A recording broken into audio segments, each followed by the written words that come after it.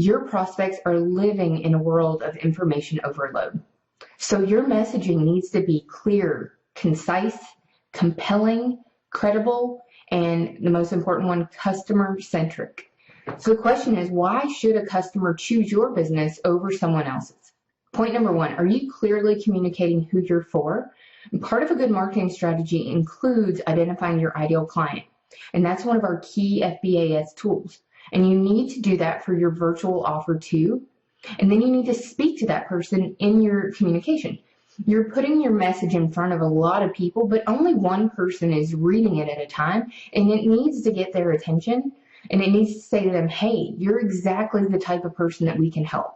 I think a lot of people think that if you go into virtual or online that you can help everybody, but it still works the same as in person. You're targeting a very specific person and you're going to solve their problem in a specific way. So that leads us to, are you clearly communicating how you'll help? So you need to clearly identify your core offer for your virtual service. This is what you're best at. And you need to do this just like you do in your in-person business so that your prospect can understand how you're going to help them. And then the third one, are you talking about what matters to them? This is where the customer-centric comes in. Think benefits over features. They have to understand what's in it for them. And we're saying that right now, it's not even language specific to fitness necessarily that's getting people's attention. You just have to know what your ideal client is concerned with right now. Is it confidence? Is it stress? Is it virtual and being convenient? Is it safety? They're looking for virtual because they want to avoid the virus. Are they looking for better sleep? Maybe. You may need to do some research to find out. I can tell you what it's probably not, or what's probably not going to get their attention is words like accountability, results. Those are things that really everybody can say. And they probably aren't sold on the 10 or 12 certifications that you have either.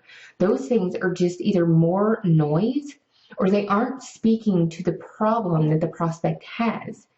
So here's what I want you to do, these action steps. Number one, review your messaging.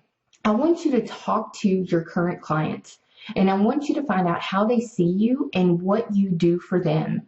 What has changed for them since they started working for you or started working with you? Listen to how they talk about you in their words. What were they looking for when they found you? And ask your prospects too, why us? What stood out about us? What caught your attention?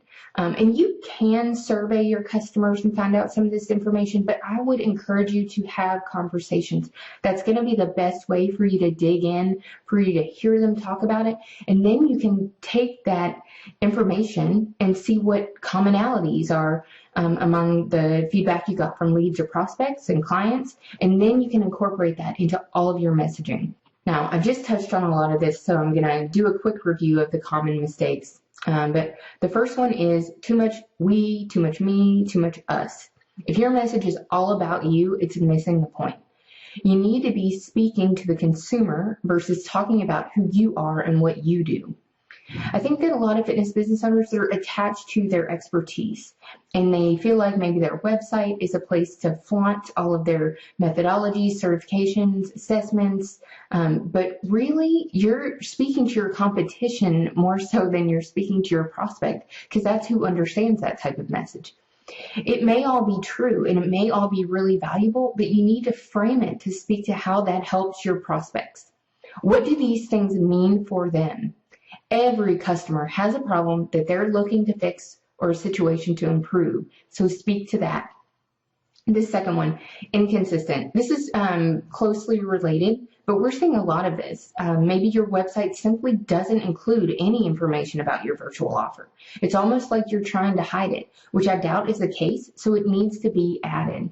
If you've ever gone to maybe a business's website or social media page, maybe subscribed to their email list and felt like the right hand wasn't speaking to the left, oftentimes this is caused by just making a change in one place and not thinking about it as a part of the whole. So when was the last time you opted into your own list to see what your experience as a lead was, or went through your entire process to see how you're being talked to or what's being put in front of you. I would encourage you to do that as well. See what is going on and what a lead sees so that you can get everything updated and aligned to prevent that confusion. And then the third one, address the elephant in the room. What is the number one thing that your prospect is thinking about? Is it safety? Are they looking for a virtual offer because they're concerned about getting the virus? Talk about that. Address that. Is it convenient? Are they looking for it because maybe they have their kids at home? Oftentimes I see people dancing around the number one thing that's on their prospect's mind. This probably isn't news to you, but everybody knows that the pandemic is going on. You're not going to be the one to break the news to somebody just by bringing it up in a conversation. So don't be afraid to address the most important thing that your prospect is thinking about.